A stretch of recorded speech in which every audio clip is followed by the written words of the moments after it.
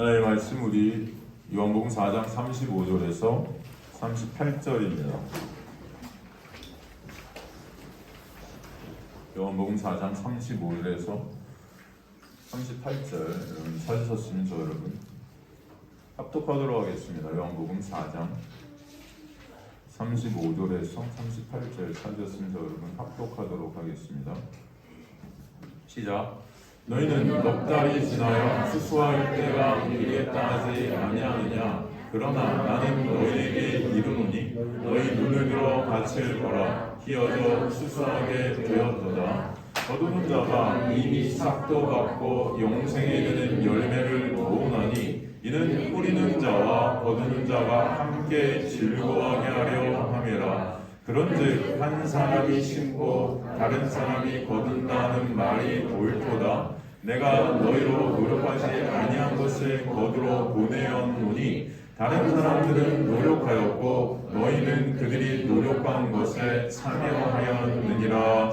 아멘. 하나님 감사합니다. 오늘도 생명의 진리의 말씀을 통해서 생명 되시고 길 되시고 진리 되신 예수 그리스도의 놀라운 은혜와 사랑을 아는 자들 되게 하시고 깨닫는 자들 되게 하시고 체육해 되는 귀한 역사가 지금 이 순간 이곳에서 이들의 심중 가운데 있게 하여 주옵소서. 미천한 종은 가리시고 주님만 드러나고 주님께 집중되어지는 이 시간 될 수 있도록 은혜 베풀어 주옵소서. 주님 감사드립니다.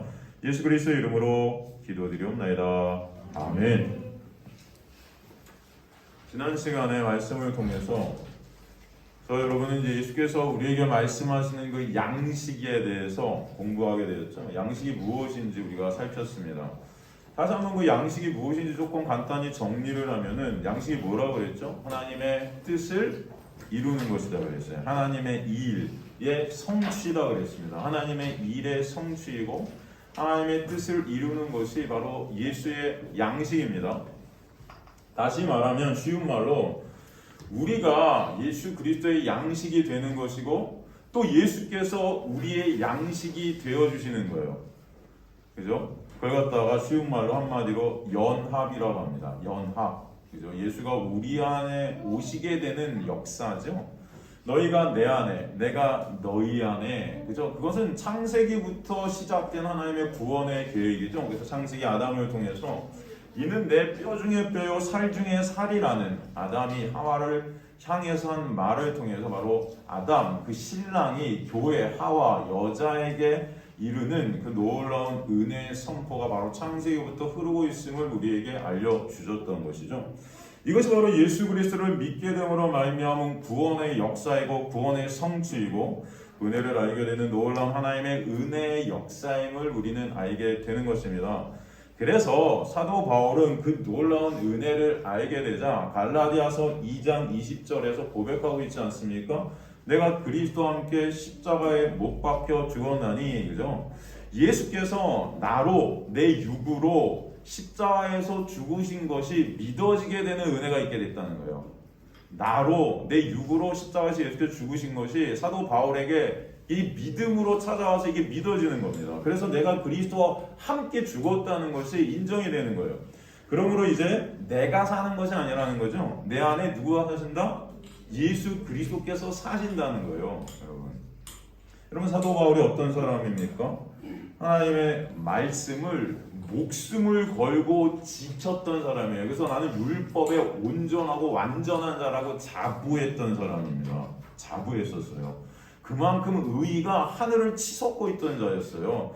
자기의 그 행위로 말씀 지킴으로 하나님 앞에 스스로의 힘과 노력으로 충분히 쓸 수 있다고 여겼던 자였어요. 본인 생각에 자신은 흠이 없는 정결한 거룩한 사람이라고 그렇게 자부했던 인간이 사도 바울이었는데 그런 그의 행위 가운데 그는 스스로 하나님 앞에 설 수 없음을 예수 그리스도를 만난 후에 깨닫게 된 것입니다. 어느 날 예수께서 찾아오셔서 그의 안에 뚫고 들어가시자 그의 실존을 보게 하시고 나는 예수 그리스도의 놀라운 은혜가 아니면 없음이구나 그냥 존재 자체가 불가능한 자구나를 갖다 깨닫게 하시는 거예요. 그러자 그의 행위로 쌓은 그 의가 다 하나님 앞에 배설물임을 알게 되는 것입니다. 배설물. 그죠? 그가 쌓았던 그 거룩한 행위들, 인간의 눈으로 볼 때는 너무나 고결해 보이고 너무나 순결해 보이고 너무나 거룩해 보이는 그 모든 것들이 다 하나님 앞에서 아무것도 아닌 먼지 같은 거였구나. 그냥 배설물이었구나. 이거를 예수의 놀라운 은혜의 빛 앞에 그런 자신의 모습이 비춰지자 그것이 깨달아지는 것입니다. 저 여러분이 그런 놀라운 은혜가 있게 되길 간절히 소망합니다. 죄로 인해 시체인 나는 무엇을 해도 어떤 행위를 내놓아도 죄만 생산하는 자구나, 이것을 알게 되는 거예요. 내가 바로 죽은 자구나, 시체구나. 그죠? 시체는 뭘 해도 시체예요, 여러분. 뭘 하는 것 같아 보이지만 시체요. 그죠? 내가 산자임은 살게 되는 것은 오직 예수 그리스도 안에서만 가능하구나. 이것을 깨닫게 되는 것입니다. 그래서 예수만을 바라보게 되는 것입니다. 그것을 알게 된 사도 바울은 그러기에 예수께서 이 땅에 육으로 오셔서, 예수라는 육으로 오셔서, 그게 뭐예요? 사도 바울의 육을 갖다 대신하는 그 육입니다. 십자가에 그 사도 바울의 육을 대신하는 예수라는 육으로 죽으시고, 그리고 사도 바울의 그 죽은 육과 함께 다시 부활하시는 거예요. 새롭게, 새로운 피조물로, 영으로 사셔서 예수 안에서 이제 내가 산자 되게 하시는 역사. 예수로 죽으시고 그리스도로 사셔서 그 그리스도 안에서 산 영이 되게 하시는 그 역사를 십자가를 통해서 베풀어 주셨구나를 깨닫게 된 것입니다. 그래서 이제 내가 그리스도와 함께 십자가에 못 박혀 죽거나 이제 내가 사는 것이 아니고 내 안에 예수 그리스도께서 사신다. 그런 고백이 터져 나오는 거예요. 이 모든 역사 가운데 사도 바울이 한 것은 1%도 없어요. 다 누가 하신 것이에요? 예수께서 홀로 이루신 것입니다. 내가 다 이루었다. 그죠? 바로 하나님의 놀라운 은혜라는 것을 알게 된 것이죠.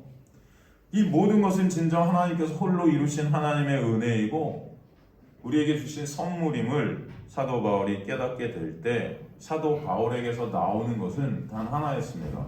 주님 감사합니다. 찬송이에요. 저 여러분의 마음속에서 진정히 은혜를 깨닫는 자들은 찬송과 감사가 터져 나오게 하실 줄 믿습니다. 우리 안에 진정히 감사가 있는가? 찬송이 있는가? 바로 예수라는 양식을 먹고 예수에게 먹힌 양식이 된 자들에게서 나오는 역사가 이 찬송이에요. 이것을 다른 말로 하나님께 영광을 올린다 하는 것입니다. 우리의 창조 목적은 바로 하나님의 뭐에 있다? 영광에 있다. 하나님께서는 우리를 통해 영광을 받으시기 위해 이 놀라운 구원의 역사를 계획하시고 아들을 통해 완성하신 것입니다. 이것이 바로 예수의 존재의 근원이에요. 그래서 아까 양식이라고 하는 것입니다. 여러분 우리가 양식을 먹어야 존재하잖아요. 예수는 이 일을 이루심으로 존재하는 것입니다. 이 일을 위해서 이 땅에 존재하셨던 거예요.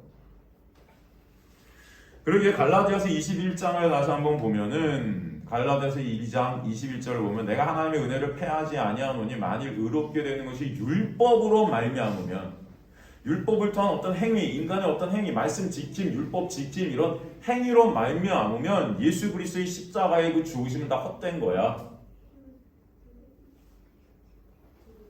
그것을 강조하는 것입니다. 그 인간의 육의 행위, 그 율법을 통한 인간의 영광 챙기기는 다 헛것임을 강조하는 거예요. 자기를 쌓는 그 인간의 행위가 십자가를 무시한다는 것입니다. 예수를 헛되게 만드는 거예요. 우리가 저와 여러분이 살 수 있는 것은 오직 예수 그리스도의 십자가의 은혜의 공로뿐임을 아시는 저와 여러분 되시길 간절히 소망합니다. 이렇게 놀라운 은혜를 베풀어 주셨고 지금도 그 은혜로 우리를 인도해 가시고 매 순간 우리를 이곳으로 부르셔서 또 말씀을 통해 삶을 통해 여러분에게 그 은혜를 설명해 가시는데도 저와 여러분의 모습은 솔직히 말해서 어떻습니까? 매 순간 숨을 쉬는 곳조차 하나님의 은혜임에도 그 은혜를 망각할 때가 너무나 많아요. 그렇지 않습니까? 여전히 그래서 이 모든 사건과 상황과 모든 것 속에서 내 힘과 내 노력, 내 능력, 내 행위로 내 가치들을 챙겨가고 내 자랑을 챙기는 그런 나라는 육의 영광을 챙기는 나라는 그 내 의의를 놓지 못하는 우리의 모습이 매 순간 터져나오는 것을 볼 수 있어요. 우리는 사실 그 육이 죽기까지 그 의의를 놓지 못하는 우리의 모습을 볼 것입니다. 제가 약속해 드릴게요. 볼 거예요, 여러분. 그런데 진정 감사한 것은 그런 우리의 모습을 통해 하나님께 택한 자들은 온전히 예수 그리스도가 아니면 안 되는 실존을 통해 예수 그리스도만을 의존하는 자리로 이끌려가게 하실 것이다 라는 것입니다. 그게 은혜예요. 우리는 여전히 순종이라는 것을 사실 내놓을 수 없는 자들이에요. 그런데 그런 우리를 주님은 놓지 않으신다는 것입니다. 그래서 순종의 자리로 끌고 가실 거예요. 그 연합의 자리. 예수께 함몰된 예수 안에서 새로운 피조물의 완성의 그 자리로 이 인생이라는 시간을 통해 이끌어 가시는 거예요. 그래서 여러분은 이 인생 역사 가운데 넘겨버리신 거예요. 파라디돔이. 오늘도 그런 우리의 실천의 말씀의 역사를 통해 보게 되는 은혜와 그런 우리를 은혜로 인도해 가시는 그 놀라운 주님의 인도하심에 진정 저와 여러분의 마음속 깊은 곳에서 자발적으로 찬송과 감사가 터져 나오는 그런 역사가 있게 되기를 간절히 소망합니다. 주님께서 그렇게 참 양식의 의미를 설명해 주시고 오늘 본문을 통해서 이제 그 양식의 추수에 대해서 다시 한번 강조해 주시고 설명해 주시는 거예요. 그것을 통해서 진정 은혜가 무엇인지 복음이 무엇인지 다시 한번 설명하시는 것입니다. 35절에 나오는 추수라는 단어는 어떤 의미를 갖고 있을까? 우리가 한번 생각해 볼 필요가 있겠죠. 이 추수라는 이 단어는 헬라어로 뭐냐면은 네리스모스라고 해요. 네리스모스. 이것은 중요한 것은 아닙니다. 네리스모스라고 하는데 이 네리조라는 단어에서 유래했거든요. 이게 수확하다, 거두다 이런 뜻이 있는데 히브리어 카차조라는 단어의 역어예요. 이게 맥추절에 쓰이는 단어입니다. 맥추절. 첫 번째로 수확하는 그런 단어 아닙니까? 근데 우리가 알아야 될 것은 이런 것들이 아니고 사실 이 단어가 우리에게 주는 굉장히 중요한 의미가 하나가 들어있다는 거예요. 그게 뭐냐? 이 단어 안에는 분리라는 의미가 들어있어요. 분리해내는 거예요. 이렇게 갈라내는 거예요. 갈라내는 거. 여러 종류가 있으면 하나 이렇게 뽑아내는 거예요. 이게 바로 이 추수하다 라는 단어에 있습니다. 마태복음 13장 30절 보면 이 단어를 거기서 쓰여 이게 이 단어의 의미를 볼 수 있는데 둘 다 추수할 때까지 함께 자라게 두라. 추수 때 내가 추수꾼들에게 말하기를 가라지는 먼저 거두어 불사르게 단으로 묶고 곡식은 모아 내 곡간에 넣으라 하리라. 그죠? 그래서 곡식이 바로 양식이에요. 그리고 곡간, 여러분 곡간은 어딘지 이해가 되시겠죠? 이 추수라는 단어 안에는 우리 마태복음 13장 30절에 보듯이 이 분리라는 의미가 들어있어요. 갈라내는 것입니다. 쉬운 말로 추수라는 것은 갈라내어짐을 당하는 거예요. 뭐다? 갈라내어짐을 당하는 거예요. 뽑힘을 당하는 거예요. 곡식으로 갈라내임을 당해서 곡간에 들어가게 되는 것이 추수다. 그죠? 이 의미는 이 추수라는 것은 또 어떤 의미를 또 설명하냐면은 바로 영역의 변화다. 여러분이 있을 자리의 변화예요. 여러분이 살고 있는 어떤 영역, 삶의 영역이 있을 거 아닙니까? 여러분이 거하는 곳, 그것의 변화가 바로 추수예요. 이전에 있던 곳에서 이사하는 것입니다. 이사. 새로운 곳으로 살게 되는 거예요, 여러분. 예를 들어서 이건 예입니다. 여러분이 만약에 북한에서 살았다면 갑자기 어느 날 남한에서 살게 되는 거죠. 대한민국에 살게 되는 거예요. 많은 차이가 있겠죠, 여러분. 삶의 장소가 바뀌는 거예요. 한번 생각해 보세요. 지금 이 추수가 바로 이 영역의 변화예요. 여러분이 울릉도에서 살다가 갑자기 서울로 왔어요. 그럼 많은 변화가 있겠죠? 삶에. 울릉도는 좋나? 잘 모르겠는데 독도에 살다가 그렇고 독도에는 사람들이 사나요? 많이 안 살죠, 여러분.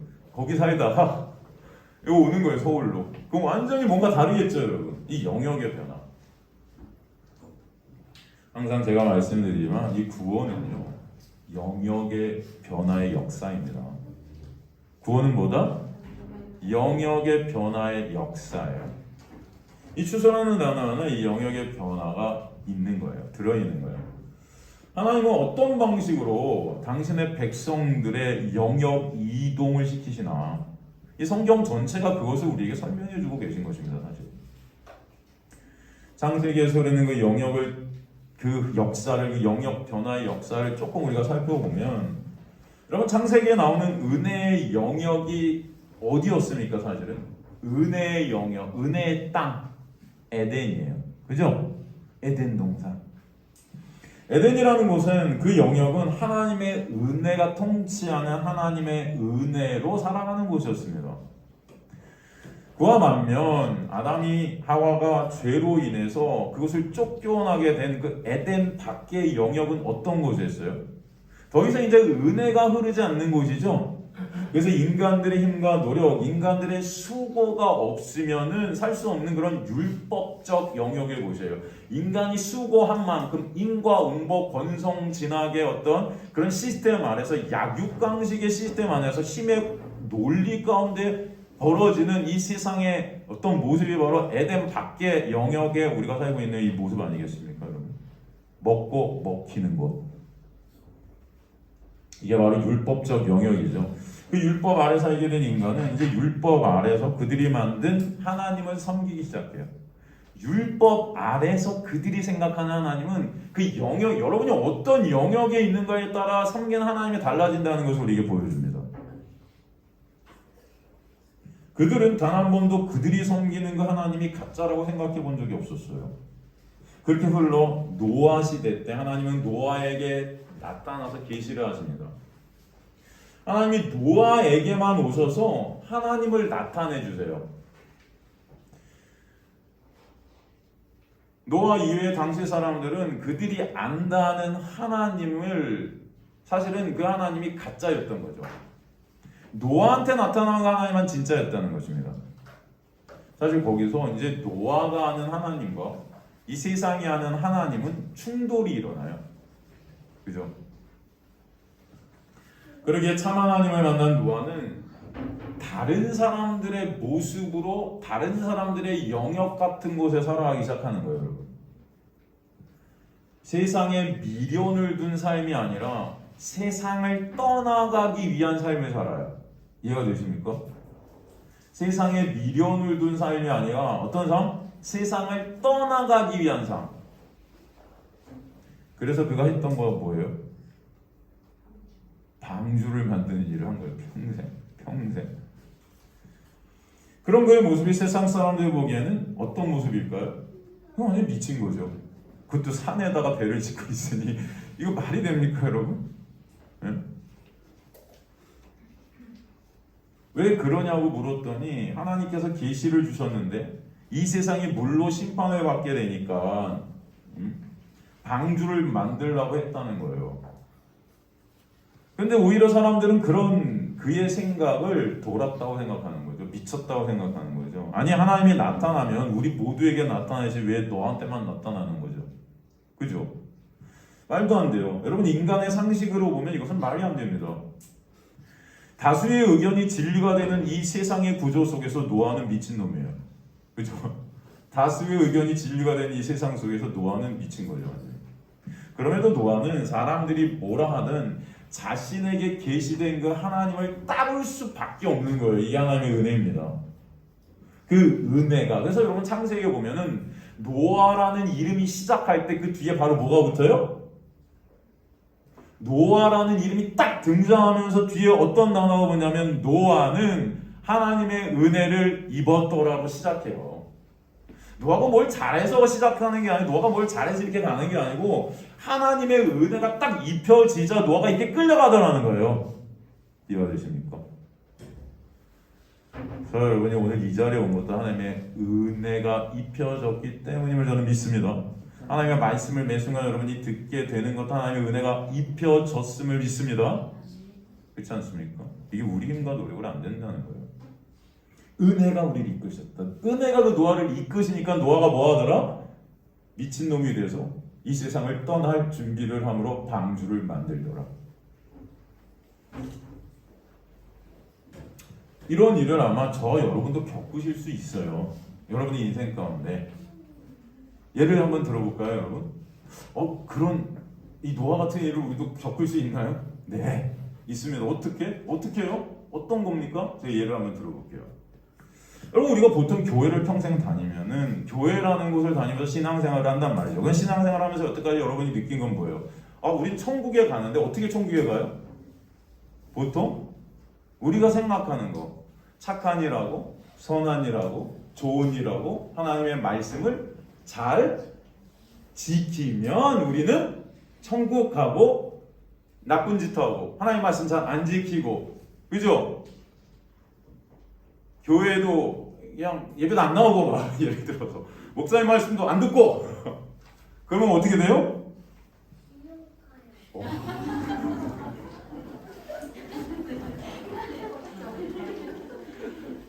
갑자기 꾀꼬리 같은 목소리는 또 어디서 이 꾀꼬리 같은 맞아요. 우리가 알고 있는 신앙입니다, 여러분. 그래서 우리는 그냥 자연적으로 이 율법적인 세상 속에서 이 교회 안에 와서도 똑같이 율법적 사고 속에 매여 있어요. 우린 그렇게 생각해요. 그래서 우린 매일 말씀 보고요, 매일 말씀 읽어야 되고요, 그 말씀을 매일 실천해야 되고요, 기도 죽어라 해야 돼요, 여러분. 왜? 그 말씀 지키게 해달라고. 왜? 아무리 말씀 지키려고 해도 안 되거든, 잘. 그러니까 성령 임해서 그냥 불 받아서 딱 태워버리시고 그냥 성령께서 말씀 지키게 해주셔서 그 거룩함으로 하늘나라 가야 돼. 그걸 성화라고 보통 우린 그래요. 그렇게 배우셨습니까? 안 배우셨습니까? 예. 그게 나아가서 교회를 진짜 열심히 섬겨야 돼요, 여러분. 예배 빠지면 안 되죠. 교회 열심히 섬겨야죠. 충성해야죠. 충성. 여러분, 열심히. 저도 열심히 좀 섬겨주시고 이래야 돼. 그런 자가 어디 가요? 천국 갈 것 같아. 이렇게 우리는 사는 걸 갖다가 그리스도인의 삶이고, 그렇게 살아야 사는 동안도 복 받고 죽어서도 천국 가고, 우리는 그렇게 생각했어요. 안 그렇습니까? 그런데 어느 날 하나님의 은혜가 우리를 치고 들어오셔서 하나님의 은혜를 입게 되자 어떻게 되냐면은, 그동안 말씀은 무조건 지켜야 하는 법으로 알았다면 이제 말씀이 지켜야 되는 것이 아니고, 말씀을 지킨다는 의미가 문자 그대로 하나하나 행하는 것이 아니고, 말씀은 죄를 깨닫게 하려 함인이라는 그 목적에 부합한 거예요. 그러니까 말씀을 통해 우리가 죄인이라는 것이 깨달아지고, 말씀을 통해 누구를 보기 시작하는 거예요, 이제? 예수를 보기 시작하더라.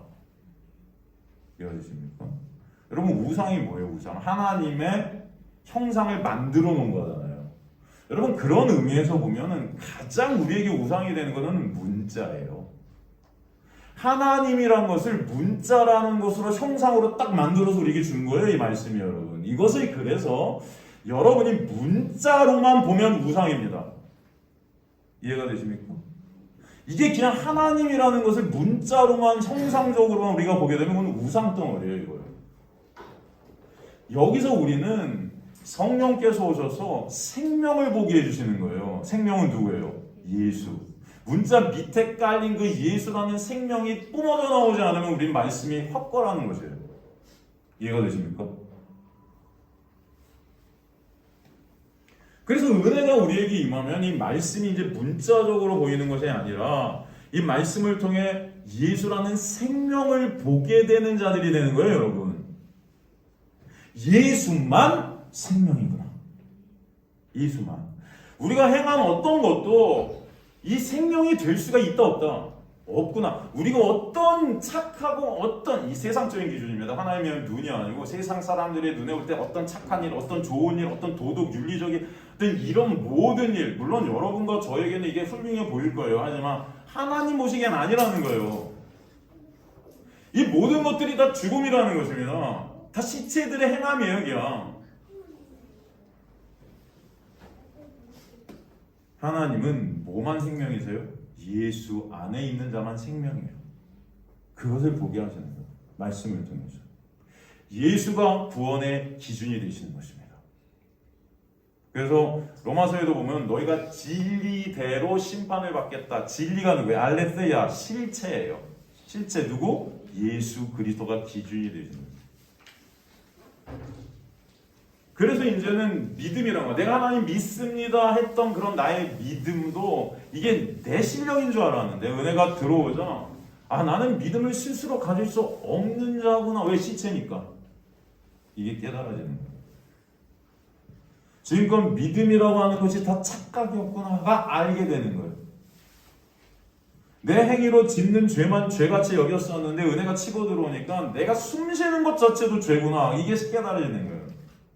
내 자체가 그냥 죄덩어리구나가 깨달아지는 거예요. 내가 뭘 하든 뭘 안 하든 그냥 나는 죄가 풀풀 풍겨나는 것입니다. 네? 바퀴벌레가 있는데 뭘 하든 얘가 뭘 안 하든 얘는 그냥 지저분한 거예요, 여러분. 이해가 되십니까? 여러분 바퀴벌레가 집안에서 착한 일 해도 여러분 바퀴벌레에게 놔두실 거예요? 저 같으면 죽입니다. 그죠? 걔가 뭘 하든 걔가 저를 사랑한다 하든 모르겠다. 이건 좀 심한 과장인 것 같은데 여러분 저와 여러분은요 예수 그리스도의 십자가의 보혈이 아니면 가망이 없는 자. 이것을 은혜가 들어오면 알게 돼요. 그래서 예수가 아니면 우리가 뭘 하든 안에는 어떤 의미가 들어가냐? 하나님의 말씀을 지키든 하나님의 말씀을 못 지키든 여러분이 교회에 충성을 하든 못하든 도덕 윤리적으로 깨끗한 삶을 사람들의 눈에 볼 때 살든 못 살든 그렇게 살지 말라는 게 아니고 여러분 또 오해하셔갖고 우리 목사님 마음대로 살래 그냥 개판치래 이런 거 아니에요 여러분. 아시죠? 이런 의미가 아니고 본질을 얘기하는 거예요. 기독교가 뭔지 복음이 뭔지 저는 말씀을 지키든 못 지키든 여러분이 착한 일을 세상 사람들의 누워볼 때 하든 안 하든 우리는 이제는 예수 그리스도라는 생명을 덧입지 않으면 안 된다는 거예요. 그래서 그 사실을 깨닫게 되면요. 여러분의 입에서 터져나오는 고백들은 오직 예수가 되는 것입니다. 오직 보혈이 되는 거예요. 그렇게 되면 율법과 은혜의 비교, 이 율법 가운데 나의 죄를 깨닫게 되고 예수 그리스도께 가게 되는 그 놀라운 은혜, 그리고 새 언약 되신 예수, 묵식 가운데 그것을 다 완료시키신 하나님의 놀라운 은혜. 여러분 그런 것들을 말할 수밖에 없어요. 나눌 수밖에 없어요. 지금까지 우리가 알았던 예수, 지금까지 우리가 알았던 믿음, 지금까지 우리가 알았던 교회 신앙생활이 사실 다 가짜였음이 고백되어지는 거예요. 이거 다 가짜였구나, 다 우상이었구나 이게. 11조, 주일 성수, 이거 다 인간의 영광 쌓기, 나라는 우상을 섬기는 거였었구나 이게. 이걸 예수께서 십자가에서 다 이루셨음에도 우리는 이것을 믿지 못했구나. 그러니까 결국 내가 해서 내 행위로 이것을 내 의 쌓는 자리로 갔던 거죠. 그래서 성경은 처음부터 다 예수고 예수의 은혜를 설명하고 있구나가 깨달아지는 것입니다. 그래서 예수의 십자가는 나의 구원에 있는 것이 아니라 오직 그 구원을 통한 하나님의 영광에 있구나를 알게 됩니다. 내 구원, 내 천국, 그 나라는 것은 다 우상이었구나. 이렇게 만약에 여러분이 이런 자리로 가게 됐을 때 이런 것들을 예를 들어서 우리 저 옆에 있는 교회 어떤 집사님과 만나서 얘기를 했다고 생각해 보세요. 그 집사님이 여러분의 이런 말씀을 듣고 뭐라 할까요?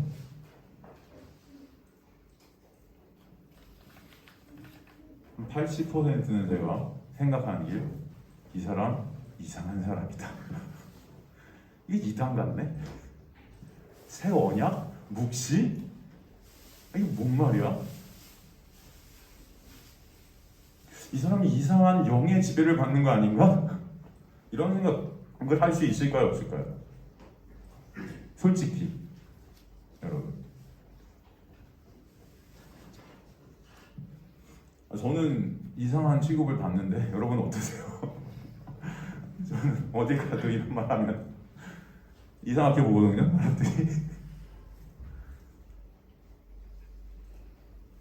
다른 사람들 눈에 우리가 오히려 마귀 들린 자 같이 보일 수 있어요. 이상한 영의 취급을 받, 이상한 영의 지배를 받. 이상한 영이 누구겠어요? 사탄 마귀죠, 여러분. 여러분, 예수님 당시에도 바리새인들과 그 서기관들, 대제사장들은 자신들은 하나님을 참 하나님을 섬긴다고 그렇게 믿고 있었는데, 거기 예수께서 나오셔서 그들에게 너희가 섬기는 그 하나님은 참 하나님이 아니고 거짓이고 너희는 마귀를 섬기는 거야, 그렇게 말씀하셨단 말이에요. 마귀가 너희 아비야. 그랬더니 그들은 뭐라 그래요? 네가 마귀야 그러잖아요. 네가 바알세불의 도움을 받아 이렇게 기적도 일으키는 마귀야. 결국 예수님을 십자가에 못 박은 것은 뭐예요? 신성모독죄예요. 마귀라는 거예요, 이게. 그러니까 그 마귀 같은 예수는 죽어도 죄책감이 없는 거죠. 죽여도. 그냥 죽여버리는 것입니다. 당시 노아도 마찬가지였던 거예요. 그러기에 노아의 말에 동참하는 사람이 있어요, 없어요? 없었던 것입니다. 노아는 율법의 세상에서 믿을 수 없는 하나님을 하나님이라고 소개했던 거예요. 그 당시에 그들이 생각하는 하나님은 그들의 소원을 이루어주는 하나님이었습니다. 그들의 삶을 도와주는 하나님이야. 단지 내가 원하는 것들을 해주는 그런 하나님이에요. 열심히 기도하고 열심히 뭔가 충성하고 열심히 뭔가 행위를 내놓으면 하나님은 내가 원하는 것들을 이루어주는 그 하나님. 그런데 노아가 말한 그 하나님 뭐예요? 이 세상을 끝장내시는 하나님이었다는 것입니다. 너희는 다 끝이야. 그래서 방주 만들어야 돼. 방주는 누구를 의미했어요? 바로 예수 그리스도를 의미하지 않습니까? 우리는 예수 그리스도가 아니면 다 끝이야. 그것을 설명했다는 거죠. 아니 왜 우리가 끝이야? 이렇게 거룩하게 잘 살고 있는 이런 우리를 하나님은 도와주시지. 이게 지금의 우리의 교회의 모습이라는 거예요. 그저 착한 이라고 선한 이라고 교회 열심히 섬기고 성금 열심히 하고 뭔가 잘하는 것 같으면 우린 천국 갈 것 같은 거죠. 예수 아니어도, 그 방주가 아니어도. 그냥 하나님은 니네 그런 너희를 끝장내시겠다는 거예요. 결국 노아의 하나님이 참 하나님임을 홍수를 통해 드러내시죠. 그죠? 그 홍수 가운데 그 사실을 알게 하셔서 방주를 짓게 하시고 그 방주 안에서 살게 된 노아의 살아남이 바로 전적인 하나님의 은혜였음을 알게 하십니다. 율법이 지배하는 그 세상에서 율법이 지배한다는 의미가 뭐예요? 인간의 힘과 노력으로 인간 스스로의 행위로 스스로의 가치와 영광을 챙겨 서로 왕이 되려 하는 그 세상 속에서 노아는 하나님의 은혜에 이끌린 가운데 그 은혜로 어디에 들어가게 되는 거예요? 방주라는 예수 그리스도 안으로 함몰되어지는 것입니다. 그게 바로 세상과의 분리, 추수예요. 그 추수함이 저와 여러분에게도 있게 됨을 소망합니다. 율법의 영역에서 분리가 일어나게 되는 것. 그래서 노아의 하나님의 은혜의 영역 안으로 갈라지어지게 되는 것. 이게 바로 추수입니다. 그렇게 세월이 지나 어느 날 하나님께서 누구에게 찾아오세요? 아브라함에게 찾아오세요. 아브라함이 그러죠. 누굽니까? 나는 하나님이야. 내가 믿는 신이 있었는데 그 당시에 아브라함이 하던 일은 뭐예요? 우상을 만드는 그런 집안이었어요.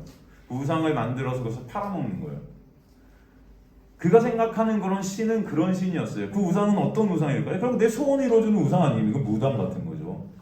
돈 내고 굿하면은, 그죠? 여러분이 원하는 거 이뤄달라는 거 아닙니까? 귀신을 통해서. 지금 우리가 살고 있는, 우리가 지금 섬긴다는 하나님도 그런 하나님이에요. 가만히 보면 다 가짜고 허상이고 내가 진짜의 하나님은 아브라함에게 나타나서 말씀해 주시는 거예요. 그리고 나서 뭐라 우리 이 집을 떠나 그러시는 거예요. 이 고향을 떠나, 본토 친척 아비 집에서 떠나. 이 말은 아브라함에게 있어서 뭐예요? 너 가서 죽어 이런 말이에요. 그죠? 죽어 그런 거예요. 지금 노아에게 한 선언과 똑같습니다. 이 세상 끝장낼 거야. 너도 끝장내는 거야.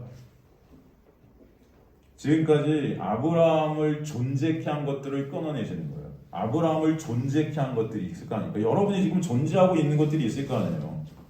그런 것들을 끊어내신다고요. 이 세상이라는 육의 영역에서 아브라함을 끌어내시는 거예요.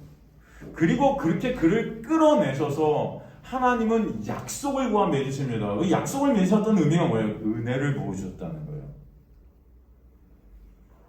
어떤 약속이 되냐면은 그를 복의 조상이 되게 하신다. 조상의 의미가 뭐죠? 조상. 믿음의 조상 그러잖아요. 대표의 의미입니다. 대표. 이 조상이라는 건 대표예요. 하나님의 의에 새로운 민족을 형성케 할 거라는 거예요. 아브라함을 통해. 그렇게 새로운 이름이 아브라함에게 붙여지는데 이제 아브라함이 아니고 아브라함이 되는 거예요. 육의 아브라함이 하나님의 아들로서의 아브라함이 되는 것입니다. 육의 영역, 율법의 영역에서 하나님의 생명의 은혜의 영역으로 끌어들이신 거예요. 갈라내신 것이에요. 이제는 아브라함은 아브라함이 되어서 전적인 하나님의 은혜가 아니면 안 되는 자임을 인생을 통해 배우게 됩니다. 그래서 그 은혜의 대표가 아브라함, 믿음의 대표가 아브라함이 되게 하셔서 우리에게 그것을 보게 하시는 거예요. 하나님의 백성은 이렇게 이루어지게 되는 거야 라는 것을 아브라함을 통해서 우리에게 알려주시는 것입니다. 너희도 마찬가지. 그렇게 내가 너희를 믿음의 자녀들이 되게 할 거야. 여러분 그 은혜의 영역 안에서 여러분 율법의 영역에서 인간들은 인간의 힘과 노력으로 자신의 의의를 쌓아 자신을 의인이라고 하는 자리로 끌고 가는 게 율법의 영역이라면 될 수도 없지만 그건 되지 않는 거지만 그렇게 착각하고 있다면 은혜의 영역에서 복과 저주는 무엇일까요? 은혜의 영역 안에서 복과 저주는 인간의 힘과 노력이에요? 아니겠죠. 하나님의 놀라운 은혜입니다. 은혜의 영역 안에서. 그래서 하나님은 아브라함과 약속을 하십니다. 어떤 약속을 하시면 창세기 12장 3절에 보면은 너를 축복하는 자에게는 내가 복을 내리고 너를 저주하는 자에게는 내가 저주하리니 땅의 모든 족속이 너로 말미암아 복을 얻을 것이라 하시니라. 이게 무슨 말씀이죠? 너를 축복하는 자에게는 내가 복을, 너를 저주하는 자에게는 내가 저주를 준대요. 이게 은혜의 영역 안에서 이루어지는 복과 저주의 개념이에요, 여러분. 율법의 영역, 이 세상의 영역 안에서는 인간의 힘과 노력으로 이 복과 저주를 끌어내려 하죠. 그런데 은혜의 영역 안에서는 지금 완전히 다른 어떤 시스템으로 복과 저주가 이루어진다는 건데 그거 뭐예요? 너를 축복하는 자는 내가 복을, 너를 저주하는 자는 저주래요.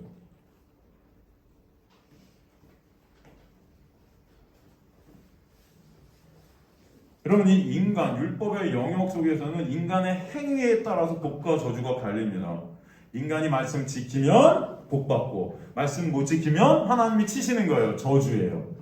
우리 보통 그렇게 신앙생활 했죠? 지금까지. 말씀 지키면 복받는 거고 말씀 못 지키면 저주받는 거예요. 지옥 가는 거예요. 착한 일 하면 복받는 거고 나쁜 짓 하면 저주받는 거고. 저가 그동안 이제 나쁜 짓 했더니 결국 그냥 저주 받았네. 할렐루야. 우리만 그런 말 하잖아요, 여러분. 저거 분명히 하나님이 치실 거야, 저거 언젠간. 그죠? 착한 일 하는 사람들은 얘는 지금 좀 그렇지만 착한 일 하니까 분명히 하나님이 복 주셔서 이 땅에 잘 살게 하실 거야. 그리고 천국 가게 하실 거야. 우리 뭐 하잖아요. 그게 당연시 되는 거 아닙니까? 그런데 은혜의 영역에서는 그런 인간의 행위와 상관이 없이 한 사람을 통해 복과 저주가 갈린다는 거예요. 한 사람을 통해. 아브라함이라는 한 사람. 아브라함을 축복했다는 것은 그 아브라함의 구원을 이루시는 하나님의 구원의 그 계획과 놀라운 역사를 인정하고 있다는 것입니다. 아브라함이 어떻게 구원받았어요? 하나님의 은혜로. 이렇구나. 이게 축복인 거예요. 아브라함을 저주하는 건 정말 말도 안 돼. 어떻게 저런 놈이 구원을 받아? 여러분 아브라함의 생활 행태를 보면 그렇잖아요. 마누라도 팔아버리고, 그죠? 지금같이 노력으로 맨날 거짓말 쳐갖고 어떻게든 지가 한번 약속을 이어보려고 그렇게 했잖아요. 그런 그를 하나님은 놓지 않으시고 끝까지 끌고 가셔서 결국 그 육을 모리아산에서 아들을 죽이시는 그 자리로 끌고 가서 그 육을 죽이시고 하나님의 놀라운 은혜를 보여주시는 거 아닙니까? 그 은혜가 아니면 안 됨을 알게 해주시는 거 아니에요, 여러분? 그 아브라함은 신약에 누굴 대표하고 있죠? 바로 예수 그리스도를 예표하고 대표하고 보이는 자예요. 상징하고 있는 거예요. 그 아브라함을 받아들이면 아브라함을 축복하는 자는 즉 다른 말로가 아브라함에게 일어난 그 놀라운 하나님의 은혜를 믿게 된 자는 복이라는 것입니다. 그리고 아브라함을 저주하는 거예요. 아니 이건 말도 안 돼. 그건 뭐예요? 하나님께서 아브라함에게 일으켜주신 그 모든 역사를 저주하는 거예요. 부정하는 거예요. 말도 안 돼. 인간의 힘과 도로, 인간이 착하게 살고, 인간이 행해야 되고, 인간이 말씀 지켜야 천국 가야 무슨 은혜야? 무슨 예수야? 쉬운 말로 예수 믿는 자는 복이고요. 예수 못 믿는 자는 저주라는 거예요. 이해가 되시죠, 여러분? 이것이 율법의 영역 안에서는 말이 되지 않는 비상식적인 하나님의 계획이고 역사입니다. 어떻게 가늠한 여인, 어떻게 오늘 본문에 이 사마리아 여인같이 더러운 여자가 이 복을 받냐고요, 여러분. 생각해보세요. 저주를 받아야 맞잖아요. 아니 이런 여인에게 왜 예수님이 찾아가시냐고요, 여러분. 한번 생각해보세요. 이 율법적인 세상 속에서는 이런 여인에게 예수님이 찾아가시면 안 되는 거 아닙니까? 이렇게 부정하고 이렇게 더럽게 살았는데 이 창녀 같은 여인에게 왜 찾아가시냐? 왜 가늠한 여인에게 찾아가시냐? 왜 가늠한 여인 나도 너를 정죄하지 않는다고 하시냐고요? 가늠한 여인에게 가늠했는데 오히려 그 가늠한 여인을 끌고 온 그 거룩해 보이는 사람들은 다 돌아와 버렸어요. 근데 그 가늠한 여인만 예수님 앞에 남아요. 갈 데가 없는 거예요. 예수가 아니면 안 됨을 아는 거예요. 이제 나는 그 여인에게 예수님은 나도 너를 정죄하지 아니하노니 그런단 말이에요, 여러분. 그게 바로 은혜의 영역이에요. 예수라는 분을 통해서 갈라지게 되는 저주와 복의 역사입니다. 이게 나는 예수가 아니면 안 됩니다. 나는 예수 그리스도가 아니면 생명이 없는 자 맞습니다. 나는 예수의 그 놀라운 십자가의 보혈의 공로가 아니면 그냥 죽음입니다. 여러분 이게 바로 복받은 자예요. 우리는 예수라는 은혜의 본체 안에서만 생명이 될 수 있다는 것을 아시길 간절히 소망합니다. 그러게 하나님은 아브라함과 한 약속을 이루시는 방법으로 당신의 택한 백성들을 예수를 통해 은혜 안으로 끌어들이시는 거예요. 그 대표가 아브라함으로 구약에 보여졌고 그 아브라함은 곧 예수를 상징했던 것입니다. 신약에서. 인간의 행위에 의해 복과 저주가 결정되어지는 율법적 세상 속에서 이제는 예수라는 한 사람으로 말미암아 복과 저주가 나뉘는 은혜로 여러분을 끌어들이신 거예요. 이게 바로 하나님의 추수의 역사라는 것을 아시기 간절히 소망합니다. 이해가 되십니까? 그리고 430년이 흘러 아브라함 하나님은 이스라엘 백성을 모세를 보내서 광야로 또 분리시키시죠. 세상으로 끌어들이셨다가 다시 분리시키시죠. 여러분을 이 세상 가운데 보내셨다가 다시 교회라는 광야로 끌어내시는 거예요. 그래서 여러분이 오늘 여기 계신 것입니다. 이해가 되십니까? 그리고 그들에게 뭐라고 그래요? 신의 산에서 율법을 주시는데 첫 번째는 나 외에 다른 신을 섬기지 마. 제가 수요일날 여러분이 십계명에 대해서 한번 강의를 쫙 했습니다. 간단하게 여러분이 한번 참조해서 수요일 강의에 여러분 밴드에 들어서 한번 들어오시면 십계명 이 전체가 무엇을 의미하는지 제가 자세하게는 아니지만 대략적으로 쫙 설명을 해놨으니까 한번 보시길 바랍니다. 사실 나 외에 다른 신을 섬기지 말라는 하나님의 명령은 지금껏 그들이 섬기는 하나님이 다 가짜였다는 거예요. 그들이 생각했던 하나님 그것은 바로 나였다는 거예요. 나 외에 다른 신은 없습니다, 여러분. 그게 다예요. 그런데 진짜 하나님은 그들을 광야로 불러내셔서 그들, 신이 된 그들을 죽이시는 거죠.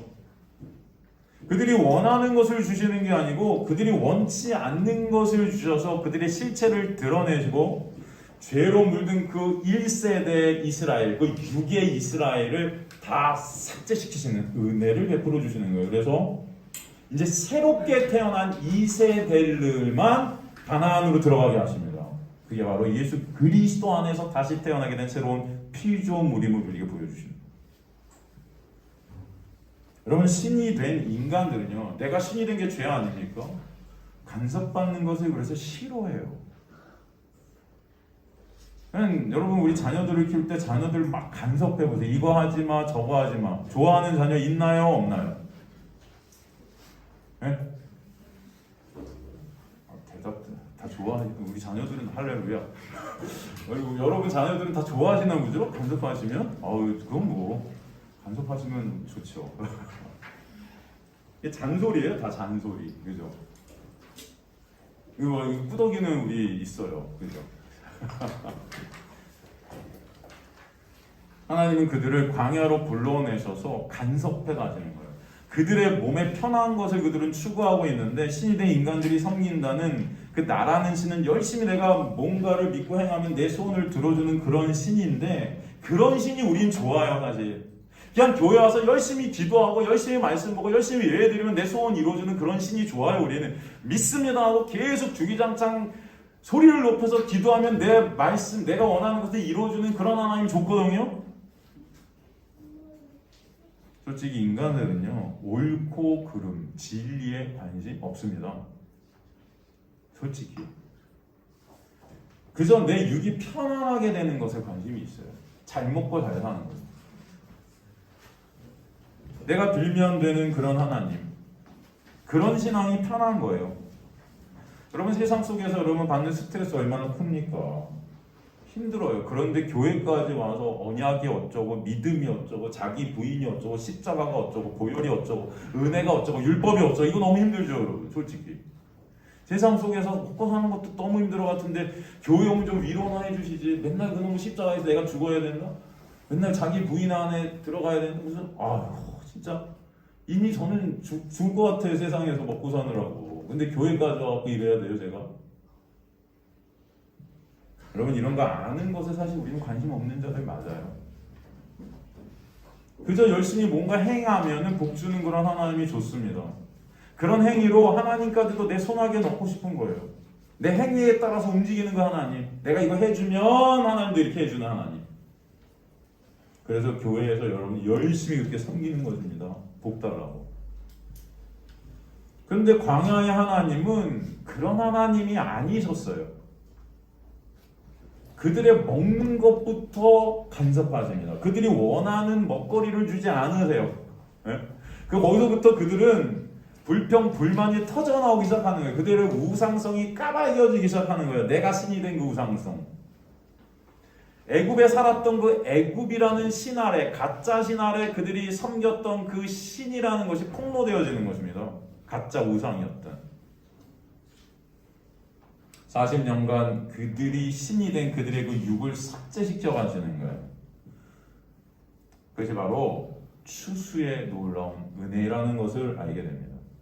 그래서 여러분, 광야는 신약의 교회라고 그랬죠? 사도행전에 보면 광야가 교회다 그랬어요. 여러분, 그래서 저와 여러분은 이 교회에 오신 것은 우리 육이라는 그 우상성을 계속 하나님께서 쳐가시는 거예요. 차 앞에 가시는 거예요. 차 앞. 그래서 교회에 오셔서 여러분은 내가 원하는 것들을 갖다 이뤄가는 것이 이것이 아니고 나의 실존을 보게 되고, 그러고 나면 왜 예수가 아니면 안 되는지를 처절하게 깨닫고 여러분 안에서 그러므로 예수로 말미암은 찬송이 있게 되는 것이 이곳이어야 됨을 믿습니다. 다른 게 아니에요. 다른 게. 여러분의 의사라고 부른 것이 아니에요. 그래서 하나님의 은혜를 진정으로 깨닫는 저와 여러분 되시길 간절히 소망합니다. 그게 진짜 중요한 거라고요.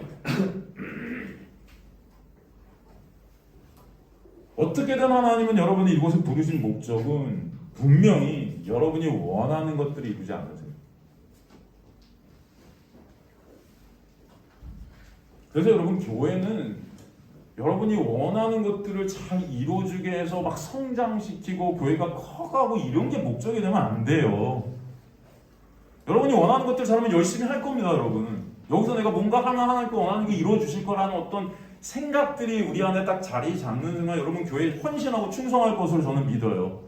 그러면 교회는 자연히 커갈 거예요. 그죠? 이 세상에서 힘을 갖게 될 겁니다. 근데 하나님의 목적은 교회에 그것이 있지 않은 거 다 죽여버리는 거예요.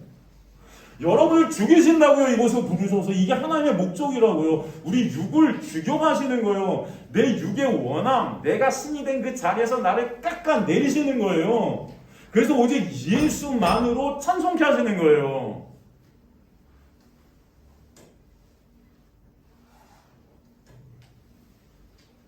제가 그래서 여러분 팀장, 우리가 팀장님 이제 뽑고 하는 이런 과정 속에서 제가 그러는 거예요. 여러분 제가 우리 교회를 성장시키려면 여러분 전문가들 갖다 팀장으로 다 세우시면 되죠. 세우면 전문가들 돈 주고 사오면 되죠. 월급 주고. 그렇지 않아요? 회사같이. 그럼 우리 교회는 클 수 있어요? 없어요? 있겠죠. 응? 교회는 그런 것이 아니에요, 여러분. 팀원, 팀장이 되는 것은 그것들을 통해서 뭐예요? 나는 할 수 없는 자 맞네요. 내가 하는 것이 아니네요. 주님의 은혜네요. 나는 이 모양 요꼴 이 꼴아니지만 그런 나를 하나님께서 이끌어가셔서 하나님의 은혜를 이 모든 것들을 통해 깨닫게 하시네요의 자리가 여러분 그런 것들을 통해서 그런 도구들을 통해서 다 알게 하시려는 그런 목적이 있는 것이지 그런 것들을 통해서 내 의의를 인정받고 내 실력을 인정받고 그런 것들을 교회가 커가고 교회가 성장하고 우리가 힘을 가지게 되고 이런 것들을 위해서 여러분 팀원, 팀장들이 섬겨지는 것이 아닙니다. 마찬가지로 그런 하나의 예예요. 팀뿐만이 아니고 여러분이 말씀을 듣는 것, 말씀을 우리가 공부하는 것, 이 모든 것들이 이것들로 여러분의 의의 쌓으라는 것이 아니에요. 이것들로 나의 실력을 쌓으라는 게 아니고 이 모든 것들로 하나님의 은혜를 아는 자가 되게 하시라는 거예요. 하나님은. 그 은혜가 여러분에게 있게 되기를 간절히 소망합니다. 그죠? 그게 바로 광야의 신약교회, 우리의 우상성을 삭제시켜 가지는 놀라운 은혜를 베풀어 주시는 거예요. 그래서 하나님은 광야에서 애굽에서 난 이스라엘을 추수하시는 것입니다. 그 일을 이제 신약에서 예수께서 이 땅에 오셔서 하시는 것입니다. 그래서 오늘 추수꾼으로 그 예수는 이 땅에 오신 거예요. 여러분을 추수하시는 것입니다. 그래서 유대인들에게 가셔서 생명처럼 그들이 지켰던 그 말씀, 율법 지킴이라는 것이 다 헛것임을 그것을 허무는 일들을 하신 거예요. 그 행위를 통해서 내 영광을 챙겼던 그들에게 니네 아비가 마귀라고 하시는 거예요. 다 우상이었다는 것입니다. 성전, 안식일, 이 모든 것들을 허물어 버리시는 거예요. 하나님께서. 오직 예수 그리스도만이 생명임을 깨닫게 하시는 거예요. 이 신약에서의 예수의 역사는 다음 시간부터 다시 한번 우리가 살핌으로 추수에 대한 얘기를 계속 이어나가도록 하겠습니다. 오늘도 하나님께서는 추수가 뭔지를 저 여러분에게 가르쳐 주신 것을 믿습니다. 여러분 진정 추수 안에 있는 자들은 은혜가 나오게 하실 줄 믿습니다. 하나님의 은혜를 바라보게 되는, 그리고 하나님의 은혜로 여러분 서로를 또 바라보게 되어지는 그런 은혜가 여러분의 삶 가운데 있게 되기를 간절히 주님의 이름으로 축원합니다.